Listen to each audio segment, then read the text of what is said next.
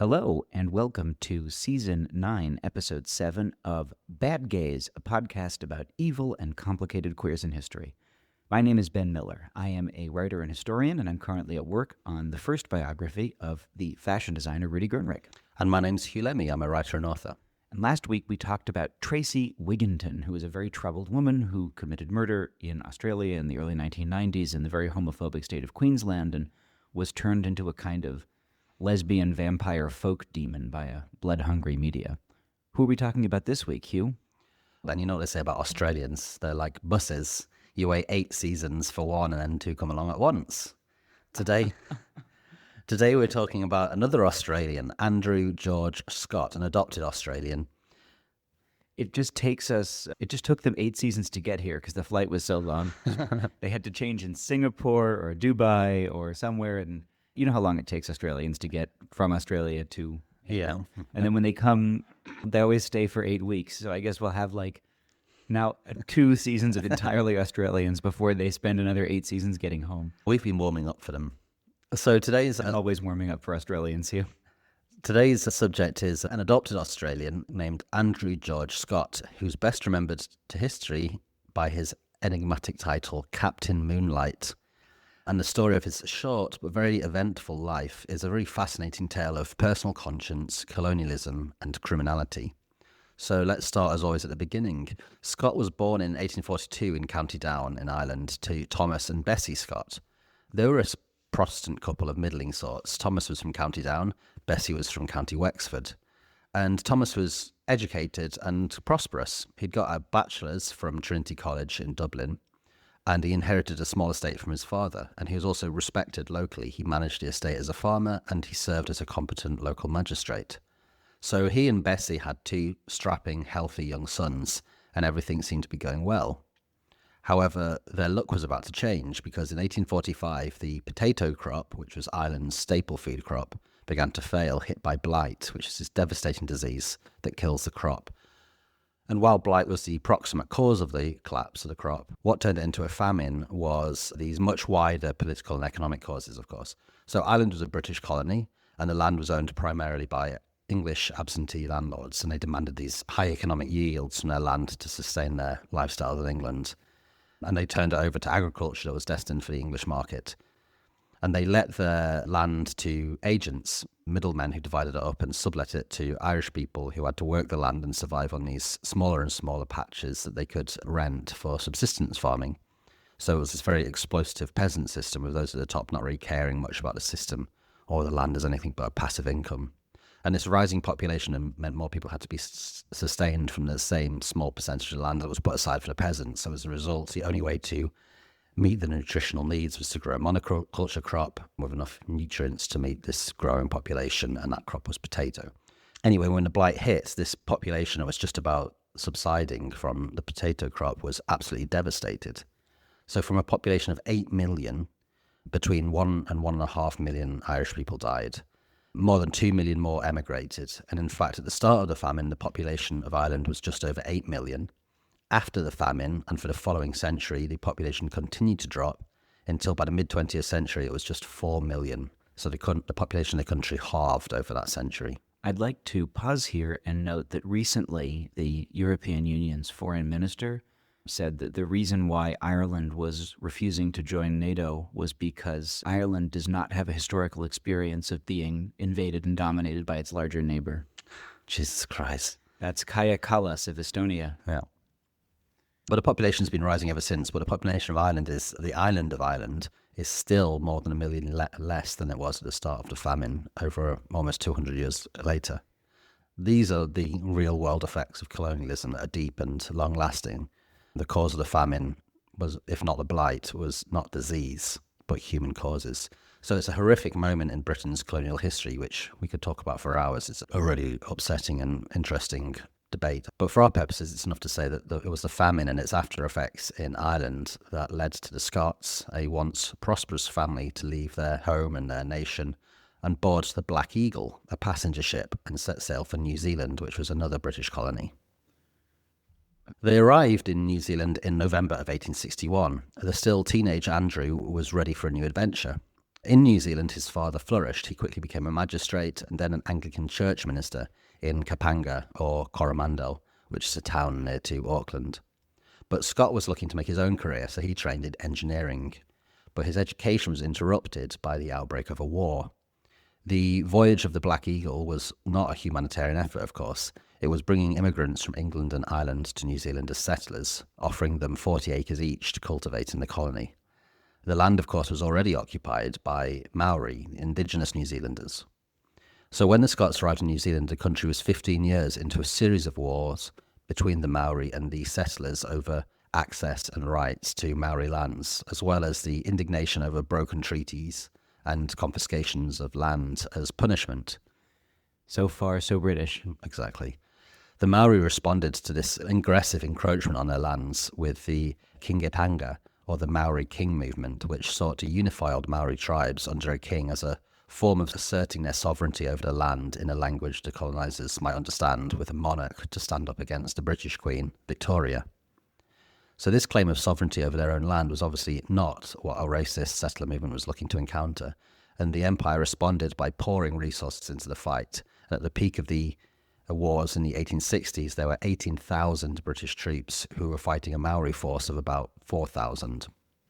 So George, as he was known to his friends, volunteered to join the fight, becoming a commissioned officer in the Waikato militia in exchange for land on which to settle. He was then transferred to the engineering corps, where he helped to build the Great South Road, which is a major artery that was aimed to help the British sort of enter, conquer and colonise this valuable, fertile farming land in the middle of the North Island of New Zealand. And the British used this road to help supply the invasion of the Waikato. Apologies if I pronounced that wrong. The largest operation of the land wars. The campaign was marked by the massacre of civilians, and it ended in March of 1864 with the siege of Arakau, which is a pa, or a small Maori fort in which the British had trapped the rump of the Maori warriors, including a chief, Rewi Maniapoto.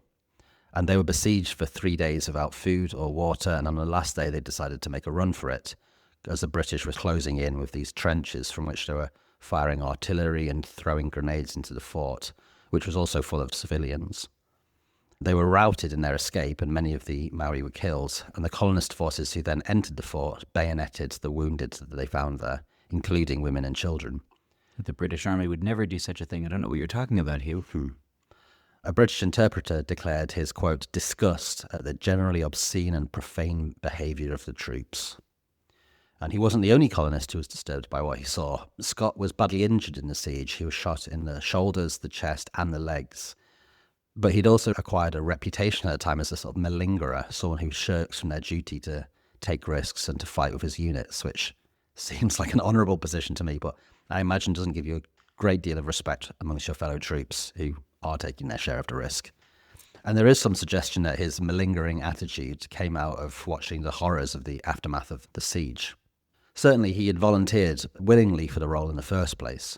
And a flaw in this reading of Scott as a man with moral objections to war is undone by the fact that in 1867, a few years after the siege, and after he had qualified as a certified hydraulic surveyor, he applied for another commission in the newly formed New Zealand Armed Constabulary, which was a combined police and military unit that was intended to fight the incursions but also to maintain order within the settled areas. He was denied this role, this commission, in the strongest possible terms, being told he had, quote, no hope of a commission, which is strange. He'd already served as an officer, he'd proved his mettle with multiple injuries, he had the backing of 10 respected colonists who offered him a reference, but they must have known something about him that they didn't like, and there is some insinuation that this was his sexuality. So Scott responded by beginning to travel for a few months in Fiji and New Caledonia, by ship before stopping in Sydney in Australia, the land where Andrew George Scott would make his name as Captain Moonlite. The year he arrives in Australia, 1868, is a seminal year for the colony. Now, was it a seminal year because of his arrival? Or There was plenty of seamen involved, I'm sure. okay. You mean there were plenty of seamen involved? There were plenty of seamen involved, Yes, yeah. Shipping all these people across. Yes, exactly. Yeah. So for the past 80 years, since 1788, Britain had been transporting convicts to Australia as part of the process of colonisation. and as a way, of course, of dealing with Britain's burgeoning prison population. We discussed this a few episodes, in fact, ago. Did the convicts make good seamen? There are plenty of them. So I won't go into so much detail because we talked about it in the episode on Charles Hitchin. But over that period, 162,000 convicts had arrived in Australia, almost all of those then staying if they had managed to survive their sentence. But as the colony had grown in commercial and civic strength, there was also a growing opposition to the transportation of convicts. They were seen as both economic competitors for land and resources by the increasing number of non-convict settlers who had arrived, and also as, of course, a source of crime and disorder. The start of gold rushes in the 1850s had also massively increased non-convict labourers arriving in the colony. And is there also some aspect of, I am an honorable settler whose grandfather was a petty thief, and I don't want new petty thieves coming in and... Absolutely. Yeah, but that was it. Just like in the U.S. where people, like, members of my family, right, which every single no one that I am related to lived in the United States before 1900, and yet members of my family will still be anti-immigration. Yeah. Honey. So in 1868, the year of his arrival, transportation to Australia actually ceased. So there's some sort of religious stuff going on here as well, because in 1848, the first Anglican bishop, Charles Perry, had arrived in the territory, and he was trying to organise this enormous new land into a system of dioceses by which the Anglican Church could preach the gospel and save the souls of convicts and non-convict migrants alike. I can't think of a less likely institution to save anyone's soul than the State Church of the United Kingdom of Great Britain and Northern Ireland. Yeah, the Anglican Church, Church of England, literally owned plantations in Jamaica on which were enslaved people, and the enslaved people were owned by the Church of England. And this is probably a particularly difficult environment in which to save souls, because I think probably a tough, amoral, and even irreligious attitude was probably the key to surviving in this colony. But the problem was... And that's changed? Yeah. The problem was there was a lack of trained clergy in the territory, and also an unwillingness by vicars to travel from England. So in 1866, the Church of England tried to solve this by creating this new official role of the lay minister, who's someone who's licensed to read sermons and conduct services and perform pastoral care and even funerals and weddings, despite not being an actual member of the clergy. But upon arrival, Scott applied for this role, and he received the training. So you go straight from doesn't have the moral backbone to be an officer to now will be a lay minister in Australia? Yeah. Still with this memory of this massacre he participates in fresh in his mind. But he was hoping to become an actual member of the clergy by the end of his service, but he started as a lay minister. And he was sent to the wonderfully named Bacchus Marsh, which was a town in Victoria, to preach.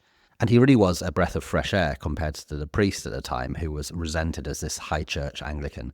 But that priest nonetheless welcomed Scott as, quote, a young warrior who now has a firm grip on the sword of righteousness. And he became I love it when a young man gets a firm grip on my sword of righteousness. And he becomes a popular figure in the town. So it's something of a surprise. He's dining with this sort of relatively high society in this quite developed colonial town. So it was a surprise then that he got in trouble with the law. He'd been a witness in the trial of a son of a local worthy who had been accused of stealing cattle from a neighbour. And he swore on oath that the man in question, the fortuitously named Robert Crook, had... I'm sorry, Robert Crook? Yeah, the cattle thief. The cattle thief Bob Crook. Yeah. So I'm not a crook, says Bob Crook. Yeah. That's about as good as Jack Saul's Molly housekeeper being named Mr. Inslip. Yeah. So he stands up in court and he says that it can't have been Robert Crook because he knows that Robert Crook was away from town that night in another town. But the prosecution then put up another witness, a 13-year-old girl called Jane Wells, and she said that she'd seen Crook and Scott in Bacchus Marsh that night, and she recognised Scott because he was her Sunday school teacher. And another witness came forward to claim that Scott had actually offered him a sum of money to give Crook an alibi to say he was in a different town. In the end, he's a lay minister for a church that literally owns slaves. Yeah. So what do you expect about his moral conduct? There's another question here we might ask, which is why was he so willing to go to bat for a young male friend of his who he happened to be with that night? Oh. In the end, the court of course, believed the Spent a lot of time exploring Robert's crook. But in the end, of course, the court believed the Sunday school teacher and not the little girl. But in the aftermath of the case, Scott was forced to leave town and he was transferred to Mount Egerton, which was a small gold rush town, also in Victoria. The good news is that in a small gold rush town, you won't find any young men of questionable moral character. Mount Egerton was in the same state of Victoria, but it might as well have been half a world away. The prosperous middling sort who made Bacchus Marsh such a pleasant place to preach was now replaced in Mount Egerton for this rough, gritty class of poor gold miners and their families, people who liked to drink and fight and play sport, and they had little time for Scott's sermons. There were few people of his class there, few people for the educated young man to talk to, but there was one who caught his eye, a good-looking 17-year-old named Ludwig Julius Wilhelm Brunn. He lodged with Mr. Simpson, the schoolmaster, but he came from this wealthy family and he worked in the little town as a bank agent for the London Chartered Bank, which is an Australian bank at the time. The two men became close. According to Scott, quote, "I knew Brunn well and was very intimate with him for 2 or 3 weeks. I bet you were. During that period, I saw him almost daily. I knew Simpson well. I resided with him for a week and was very friendly. A coolness took place between us a few weeks later, and at about the same time there was a coolness between Brunn and me," end quote. So you're telling me that a gay guy went to Australia, had a torrid 3-week affair, and then it cooled down? Seems that way. Likely story.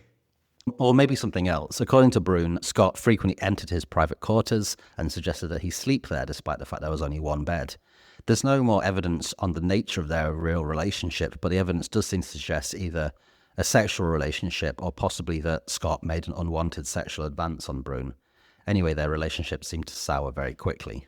But Hugh, why would someone want to sleep over if there was only one bed? So on one Saturday in May 1869, Brunn was walking to the bank. It was late, it was about 10 o'clock at night. And as he reached the door and put the key in the lock, suddenly he heard the click of the hammer of a revolver being pulled back and placed to his head. It was a stick-up.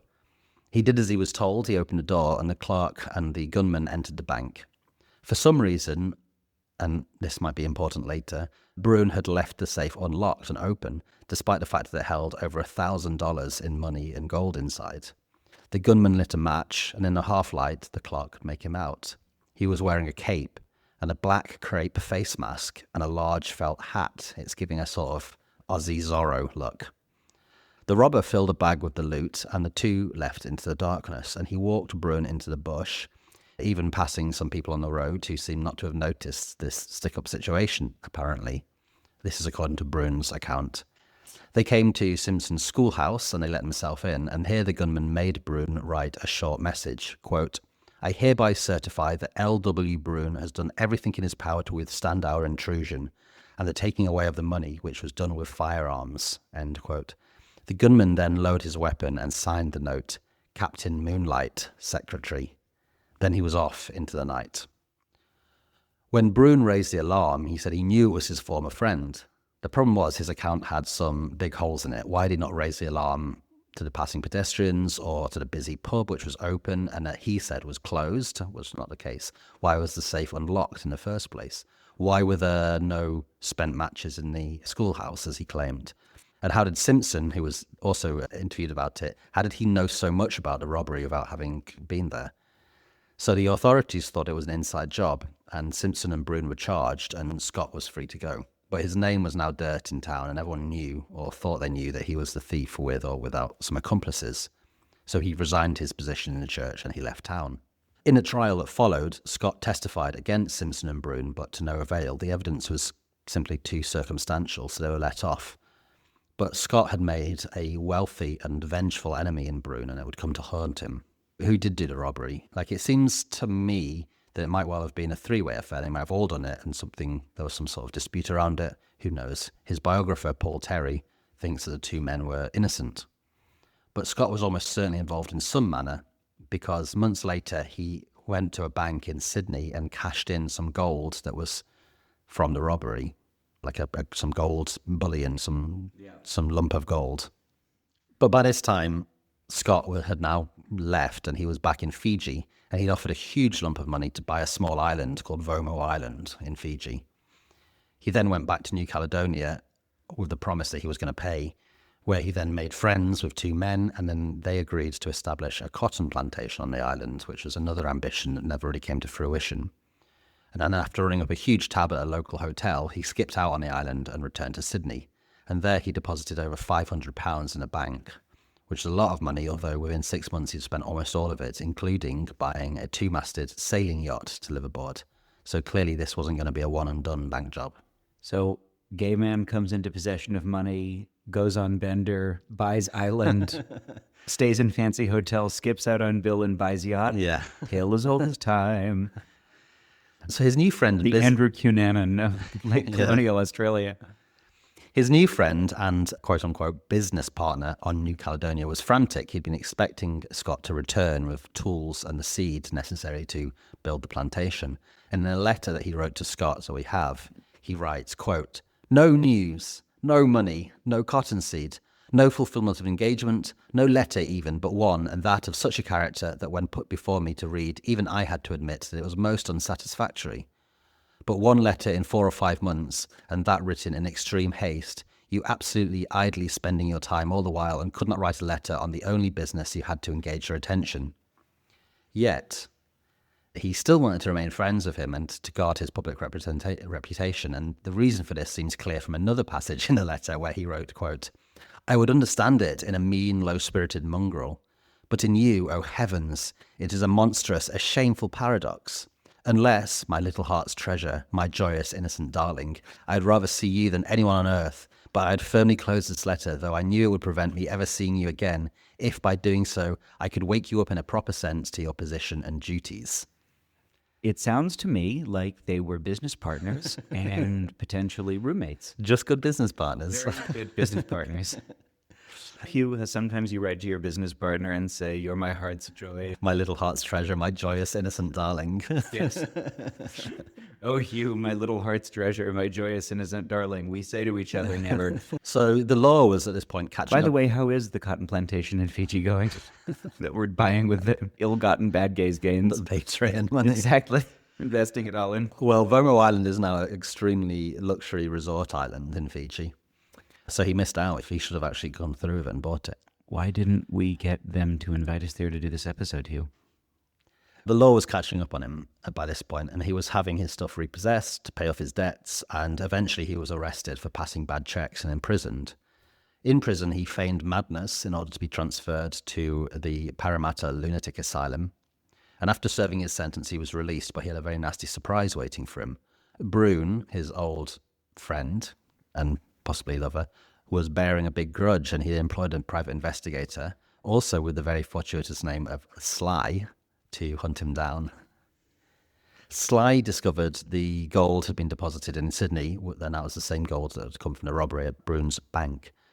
So when Scott arrived at the post office to collect all his possessions after his sentence, he was rearrested for the Mount Egerton motor robbery and sent to Ballarat jail, which was a heavily guarded Victorian panopticon. Yeah, it took him only a few weeks to escape. With a gang of other convicts, he chiseled his way into a neighbouring cell, and then the two men then lured a guard into the cell late at night, tied him up, stole his keys, freed their accomplices. They then broke into the prison yard, and they literally used blankets tied together as ropes to get over the prison walls, like in the cartoons. Wow. But within a few days, he was captured and finally tried for the Egerton robbery. So he then fired his lawyer and conducted his own defence, which is always a smart idea. Right? Oh, that's a great idea. So it was clear by this point that he'd developed a kind of a deep sense of enemy, this idea of this breakdown in your relationship with society that leads to a disillusionment with all of its norms and values. A journalist who met him in prison discussed his resentments with him. He said, quote, "He began complaining of his treatment, and I spoke kindly and sensibly to him, pointing out that, as a man of education, he ought to realise the folly of attempting to kick against the pricks. It's all very well for you to talk like that, sir, said he, but you can't understand my feelings. I'm at war with society and the authorities." End quote. For the journalist, this clearly referred to his life of crime and his attempts to escape, his attack on the prison warden with a knife, and it's a recognisable portrait, I think, of someone strong-willed reacting to the criminal justice system. Perhaps this is because to the end of his life, and despite his admission of many other crimes, he always claimed his innocence in Yeagerton robbery. But I think you can also see here something that becomes increasingly clear, which is that his rejection is also a rejection of the sexual norms of the age that come with it. Maybe I'm being over-romantic or fetishizing of a violent masculinity here, but there is something interesting in men whose rejection of the social order in criminal ways also has a corresponding rejection of sort of compulsory heterosexuality, especially in this order. It's a bit like Ronnie Cray, sorry. So perhaps in his life, we see not only resentment, but also a desire to live more freely than the manner that Victorian Australian society would allow him to. And this manifests in his relationship with a fellow prisoner, a young man named James Nesbitt.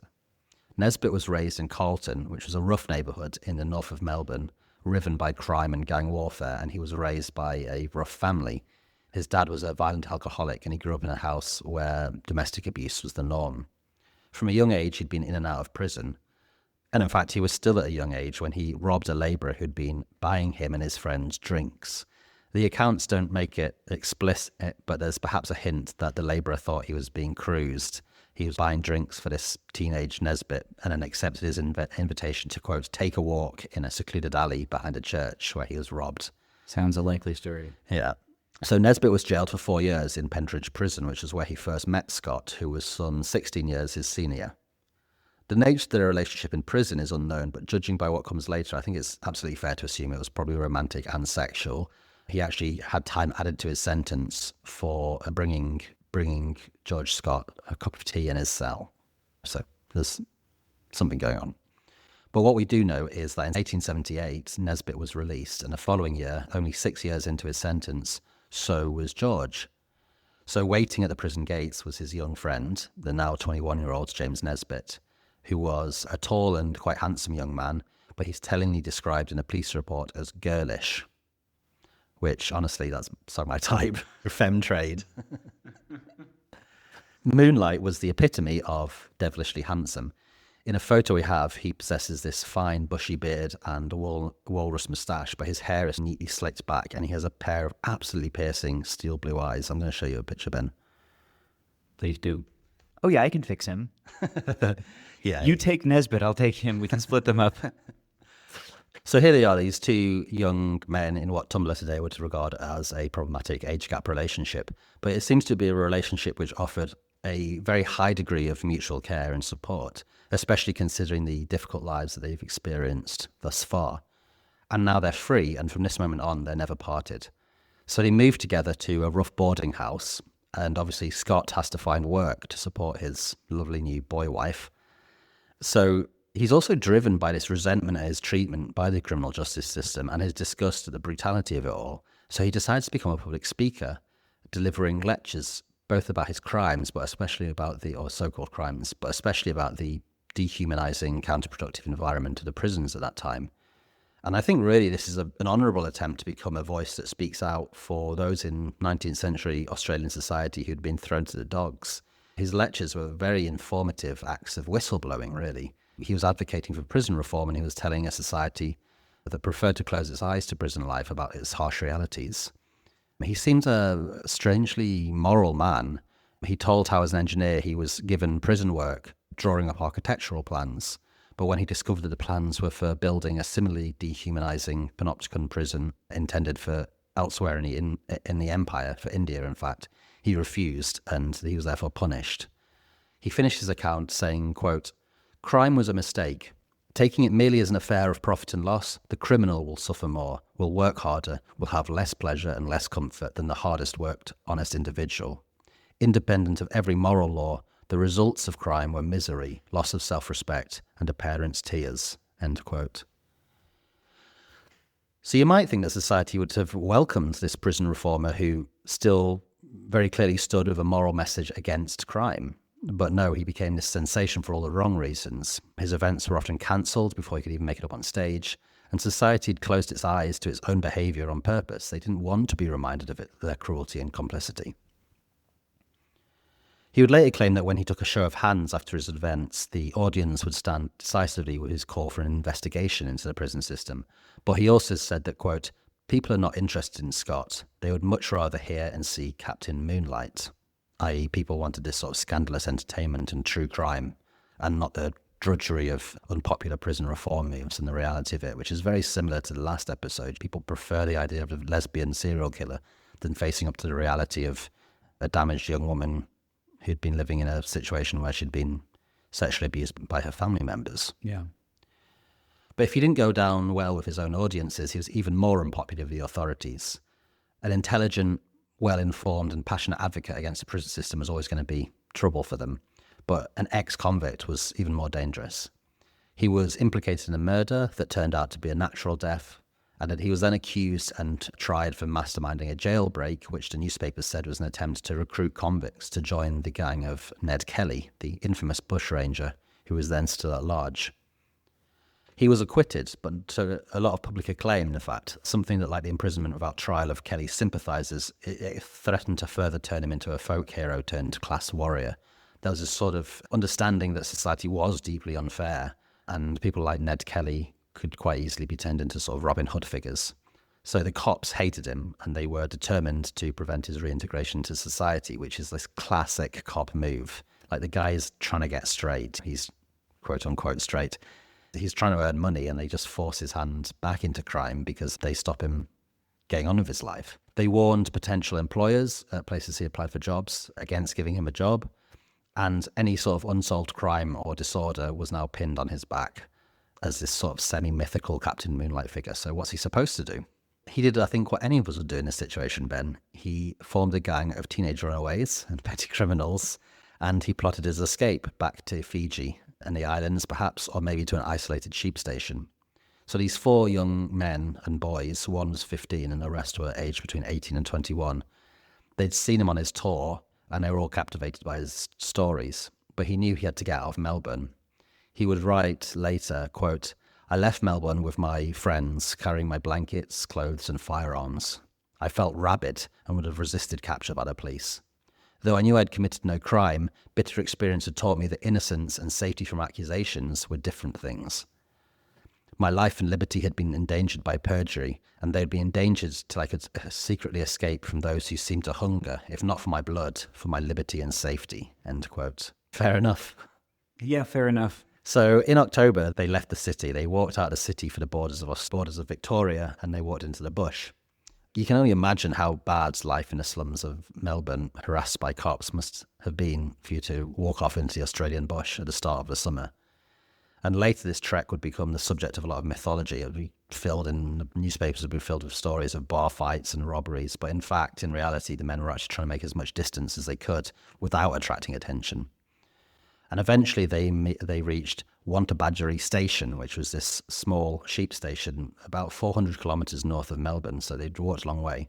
And the station's owner had a reputation for generosity towards strangers. But unfortunately, in that time, the place had changed hands. So they asked for work, but there was no work to be had. They weren't given any food, and they were sent away to spend a wet night in the hills. But the gang of men...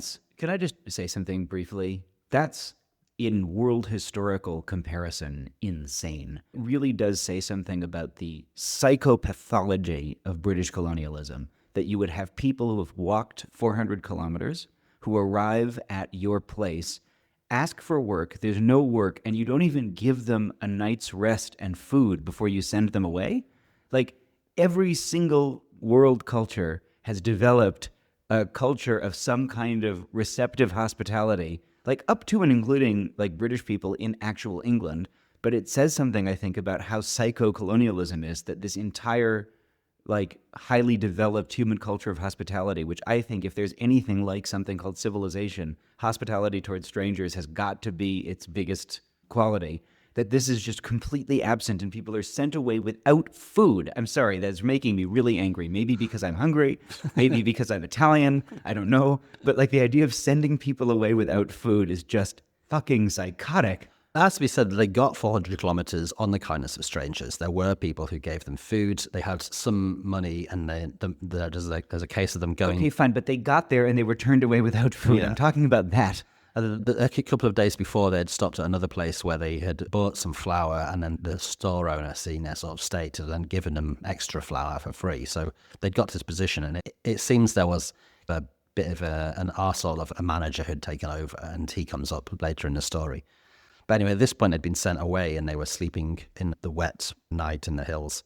But they were desperate. They were cold, they were hungry, and Scott would write, quote, "Wantabadgery was the place where the voice of hunger drowned the voice of reason, and we became criminals," end quote. And I think that's really pertinent. They would later develop these myths of violence and criminalities around them, but really they'd been men who were willing to work, trying to work, they wanted to live honest lives, but they were driven by society to crime, totally, like it wasn't a choice. And if Scott hadn't been driven from work in Melbourne by the cops, the situation would never have happened in the first place. If he'd been allowed to serve his sentence, unfair as it was, if it seems that he was innocent, and then not been, if he'd been allowed to get a job, then this would never have happened in the first place.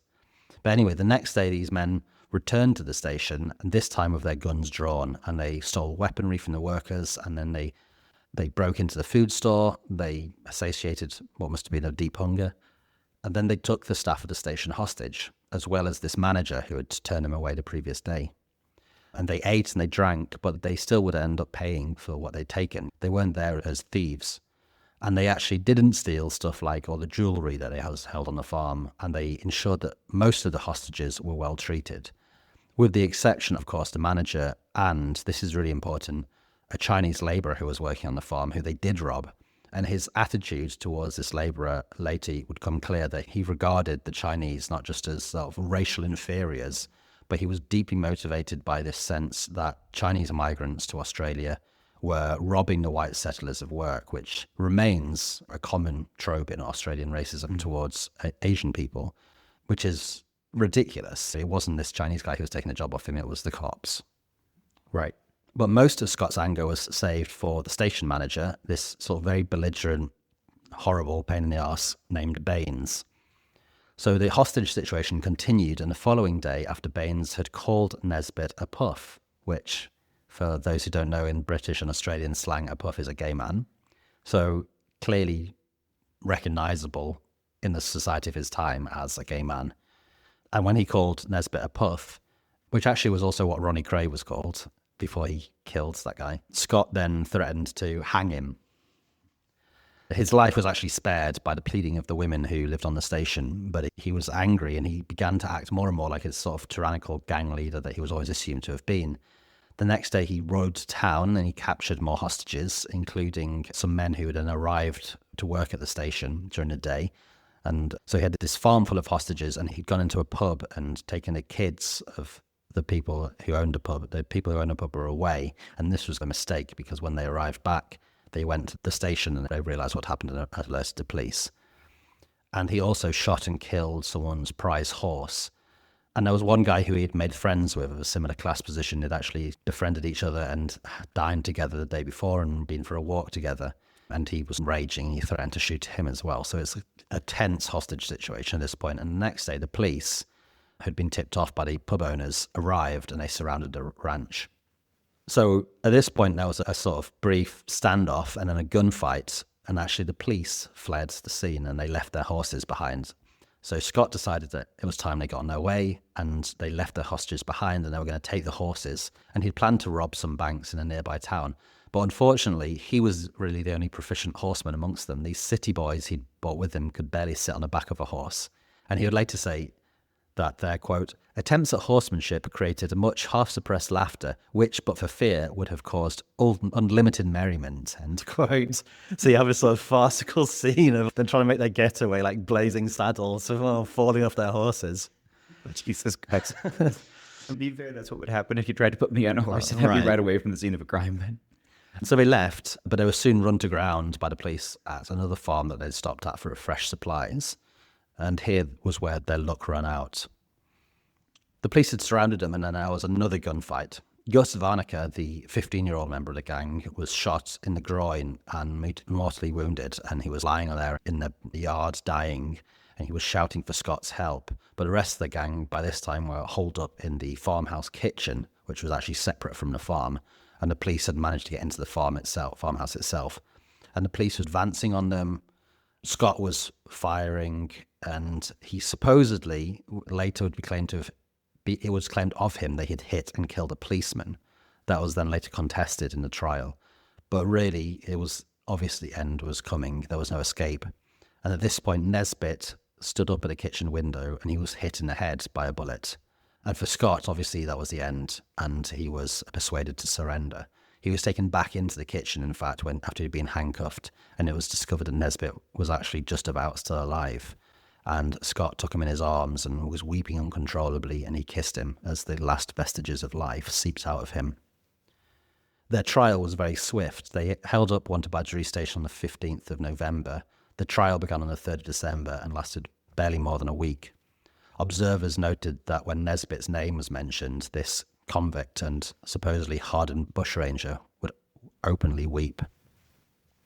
And in his final statement to the court, Scott said, quote, "Your church bells toll on Sundays and you all preach charity, but tell me, where does that charity exist? Do you not all disgrace the name of Jesus Christ? Show me the number of homeless children in your streets and the number of prisoners that pass from Darlinghurst and meet with no charity. You may give your sixpences and your names are put in a paper, but who goes and speaks one kindly word or tells them to look up with hope? I regret that I have broken the laws of this country, but I regret far more the fact that poor Nesbitt lies in his grave than that brave Bowen lies in his. You have all brought me to the gallows and left me there, and I will die a man looking at God, fearless of my fate."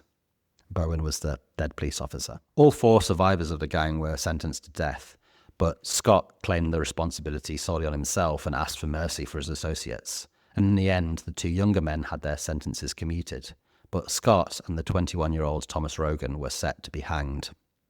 Rogan wasn't reprieved because despite actually not taking part in a gunfight at all, previous convictions made him a habitual criminal.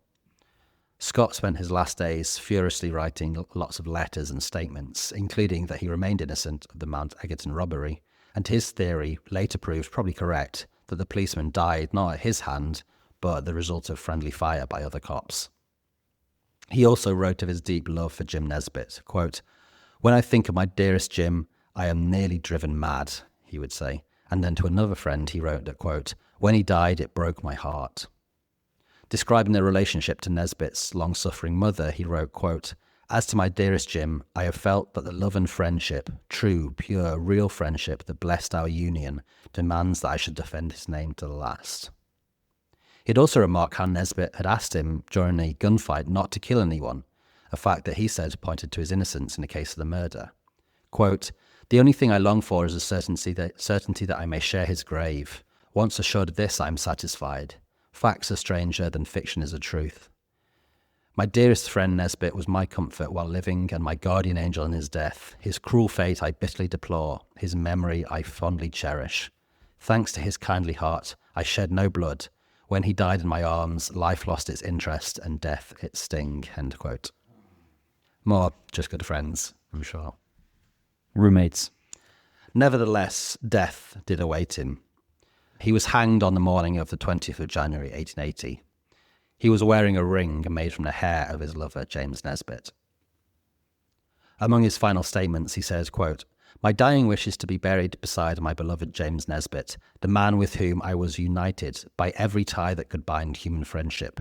We were one in hopes, in heart and soul, and this unity lasted until he died in my arms." He wasn't buried with him, but in 1995, his remains were finally disinterred and placed in the earth by Nesbitt's grave.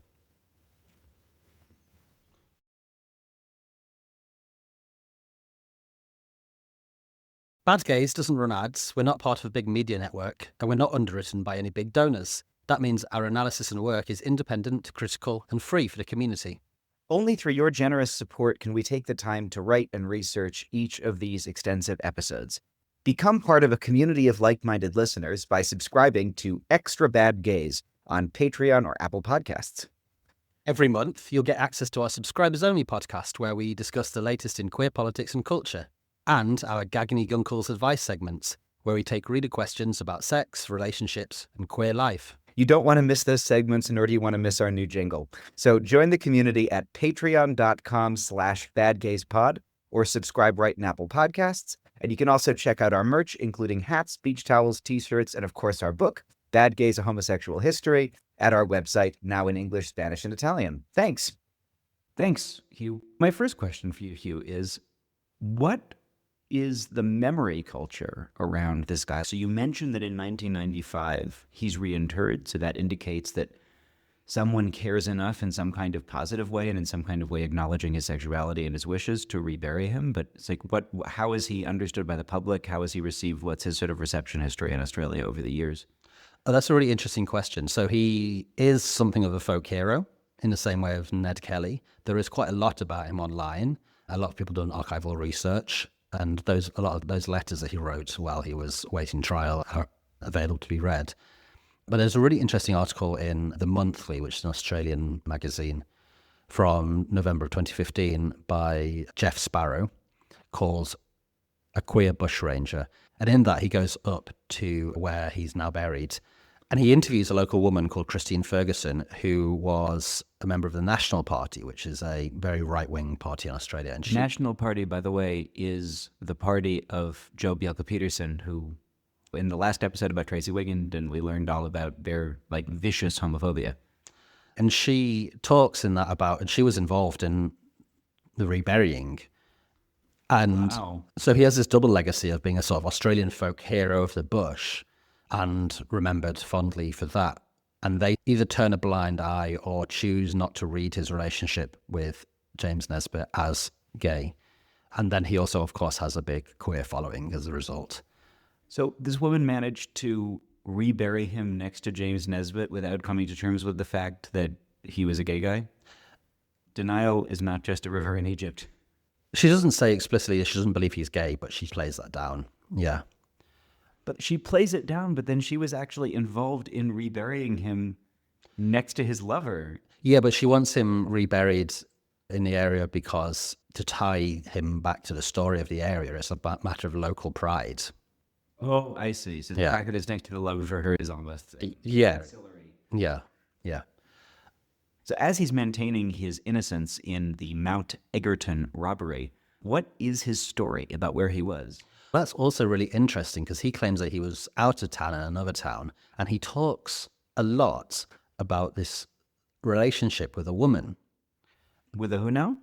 Exactly, with this woman, but he refuses to name her, even though she could provide him with an alibi which would save him from 10 years in prison. Seems likely. My girlfriend in another town, right. She's real. She's in another town. She could get me out of jail for 10 years if I said her name, but I won't. But she's really, really, you guys, my girlfriend in another town. In the Terry book, he makes a pretty strong argument that he wasn't involved in the robbery necessarily, and he was in another town, but of course it wasn't a woman that he was seeing, and he couldn't provide his alibi because he was fucking a guy. And that obviously would be if you're going to be hanged for sodomy or 10 years for a robbery, you take the 10 years for a robbery, right? I guess, although couldn't you have that? Couldn't you and the other guy get together and say, yeah, he was over at mine for playing cards, playing cards or something? Yeah.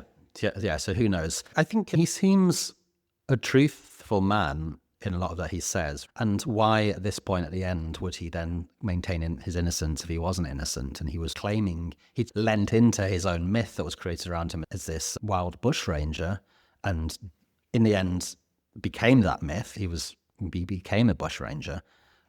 Why would he not just take that up as well if it was true? And it seems like a real point of principle that until the sort of final shootouts, he hadn't really committed any crimes. And I think the money, the gold that was then deposited suggests that there was something going on with his relationship with Brune that's not clear in the archives, but he was given the money afterwards. Perhaps it was a three-way robbery. Who knows? So in other words, maybe he wasn't innocent. Maybe he was involved, but he didn't do it himself. So George Scott, good, gay, bad, not gay, good, not gay, bad, gay.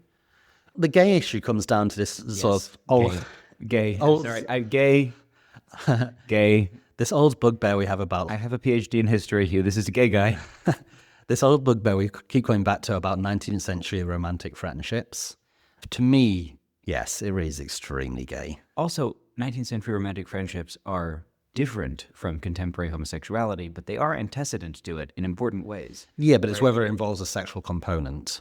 I suggest that this sort of the nature of this relationship seems to me very gay. And I'm happy to come down on that side. Bad, a man driven to extreme lengths by a society who treated him extremely badly. His involvement in sort of colonial escapades in the first part of his career, definitely bad. But they seemed like he was also a soldier he volunteered, I guess. But he seemed horrified by what he'd seen and tried to get out of it. Yeah, he seems like a very complicated man, I'd say, with some very bad aspects, but also some admirable aspects. Yeah, at the moment, I'm currently trying to figure out whether I want the film about this to be done by Paul Verhoeven or Pedro Almodovar. But surely Baz Luhrmann. Yeah. No, I fucking hate Baz Luhrmann. Oh, really? Yes. Oh, I love I that. detest the films of Baz Luhrmann. I love Strictly Ballroom and I love Romeo and Juliet. I mostly focus my hate on Moulin Rouge. But anyway, so, Hugh, before we royally piss off the entire nation of Australia, and before I say a single negative word about Nicole Kidman, not that I have a negative word to say about Nicole Kidman, what are some of the sources that you used to research this episode?